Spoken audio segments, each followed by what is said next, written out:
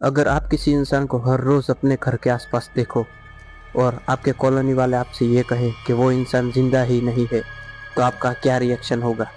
आज हम बात करेंगे 1992 के अहमदाबाद की एक ऐसी घटना जिसने पूरे शहर को दहशत में डाल दिया। साल था 1992। 24 साल का रवि बैंक में नौकरी मिलने के बाद पहली बार गुजरात के अहमदाबाद शहर में रहने आया। नई नौकरी थी और नया शहर था, इसलिए बैंक से कुछ ही दूर उसने एक छोटा सा किराए का मकान रहने के लिए लिया। वहाँ पर जाकर जब उसने देखा तो वहाँ पर बिल्कुल शांत जगह थी, एक अच्छी जगह थी, सारे लोग अच्छे थे, पड़ोसी वगैरह भी बहुत ही अच्छे थे, सब मिलजुल कर रहते थे। कुछ दिन यूं ही निकले और उसने एक बात नोटिस की। शाम के 7 बजते ही कॉलोनी में कोई नहीं दिखता, सारे लोग जल्दी से अपने घर में चले जाते हैं। उसने सोचा सारे लोग मेहनत का काम करते हैं, इसलिए जल्दी सो जाते होंगे। एक दिन रवि खाने के बाद बाहर टहलने के लिए निकलता है। बाहर टहलने के लिए निकलता है तो उसे समय का कुछ अंदाज़ा नहीं रहता है, इसीलिए उसे आते समय थोड़ी देरी से हो जाती है। तभी जब वो अपने घर के आसपास पहुंचता है, तभी सामने एक पुराना सा खंडहर सा घर, जिसके ऊपर एक टूटी हुई खिड़की से उसे एक लड़की देख रही थी। लड़की थोड़ी सी हल्की सी मुस्कुराहट के साथ उसे देख रही थी।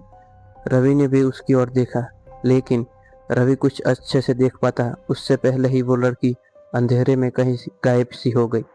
अगले कई दिनों तक वो लड़की रवि को दिखने लगी। कभी रवि के घर के सामने दिखने लगती, या फिर कभी रोड के ऊपर, या फिर वो घर के छत पर। एक दिन जब रवि खाने के बाद अपने घर से बाहर निकला तो उसने देखा कि वही लड़की उसके सामने ही खड़े है। रवि ने उस दिन थोड़ी हिम्मत करी और उससे जाकर पूछ लिया कि आप यहाँ पर कहाँ रहती है, क्या आप इस खंडहर के घर में रहती है? तो वो लड़की ने कुछ जवाब नहीं दिया, लेकिन रवि ने एक बात नोटिस की कि जब उसने उसके चेहरे पर देखा तो उसकी पुतलियाँ सामान्य लोगों के आंखों से बहुत ही अलग थी।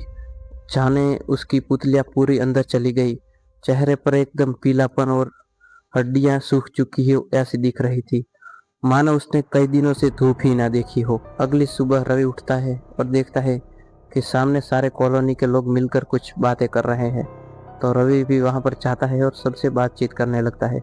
तभी बातों बातों में रवि एक अंकल से पूछता है कि ये जो सामने खंडहर पड़ा घर है, वहां पर जो लड़की रहती है, क्या उसे कोई बीमारी है? ये बात सुनकर सारे लोग का ध्यान उस अंकल पर और रवि पर आ जाता है और सारे के चेहरे पर से हंसी गायब हो जाती है। रवि पूछता है क्या मैंने ऐसा क्या पूछ लिया? वो अंकल जवाब देते हैं कि क्या तुम्हें एक बात का पता है? रवि पूछता है क्या? नहीं, मुझे कोई बात का पता नहीं। वो लड़की दरअसल यहाँ पर रहती नहीं है। तुम्हें बात का पता नहीं है, लेकिन यहाँ पर कोई रहता ही नहीं है और वहाँ पर सिर्फ एक लड़की की परछाई दिखाई देती है जो हर रोज लोगों को परेशान करती है। आज हम सब लोग इसी के बारे में बात कर रहे हैं कि यहाँ पर एक शांति हवन हो किया जाए। ये बात सुनकर रवि के पैरों तले से जमीन खिसक जाती है। वो घबरा जाता है और सबसे कहता है कि मैं तो हर रोज उस लड़की को देखता हूँ। तुम तो देखते हो, लेकिन तुम जब सो जाते हो तो एक बार रात को उठकर देखना कि पूरे सोसाइटी यानी कि कॉलोनी में क्या हड़कंप मचती है। उसी दिन शाम को रवि जब 10:30 बजे अपने घर के अंदर सोने के लिए जाता है, तभी देखता है कि खिड़की के ऊपर किसी ने पत्थर फेंका, वैसी आवाज़ आई। तो रवि वापस अपने हॉल में आता है, तभी देखता है कि उसके दरवाजे पर अचानक से ठक ठक होने लगी और ठक ठक और तेज़ होने लगी और खिड़की पर भी बहुत तेज़ होने लगी। ये देखकर रवि ने उस अंकल ने जो बात की थी वो याद आ गई और ये देखकर रवि बहुत डर गया और जल्दी से अपने कमरे में दौड़ा और वहाँ पर जाकर उसने अपने कमरे का दरवाज़ा बंद किया और कंबल ओढ़कर सोने की कोशिश की, लेकिन पूरी रात वो आवाज़ बंद नहीं हुई। अगले सुबह जब रवि उठा और बाहर जाकर देखा तो उसके घर के दरवाजे के ऊपर एक पूरे नाखून के निशान थे और वहाँ पर सारे कॉलोनी के लोग ये देख रहे थे, लेकिन उनमें से कोई भी हैरान नहीं था, क्योंकि वहाँ पर जो भी रहने आया था उनके सारे घर के दरवाजे के ऊपर नाखून के निशान थे। कुछ दिनों के बाद वहाँ के लोगों की और भी शिकायतें बढ़ गई।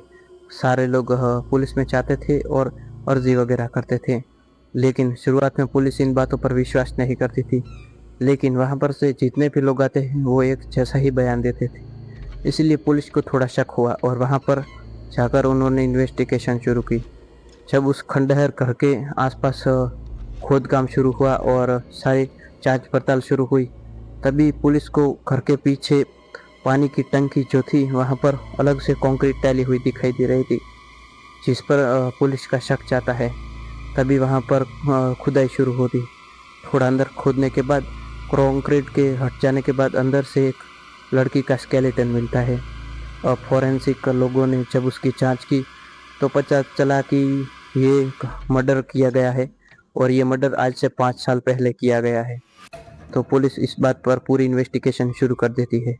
कुछ दिनों बाद एक टैक्सी ड्राइवर जो था वो उस केस के अंदर चला गया था, इसलिए पहले पुलिस उसे पकड़ती है और सारी जांच पड़ताल शुरू करती है। कई दिनों के बाद पता चलता है कि उसी टैक्सी ड्राइवर ने उसको मारा था। तभी इन्वेस्टिगेशन में पता चलता है कि वो जो टैक्सी ड्राइवर था उसकी वो पत्नी थी, जो कि धंधा करती थी, लेकिन उसके पति को यह मंजूर नहीं था।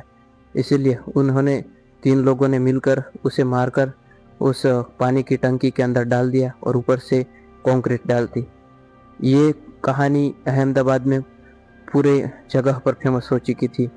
इसीलिए जब वहाँ पर सारे कॉलोनी के लोग देखते हैं कि उस केस के बाद वहाँ पर कोई दिखाई नहीं देता था, मानो उस लड़की को कई सारी राहत मिल गई हो, और उसका अंतिम संस्कार भी किया गया और उस अंतिम संस्कार में सारे कॉलोनी लोग गए थे।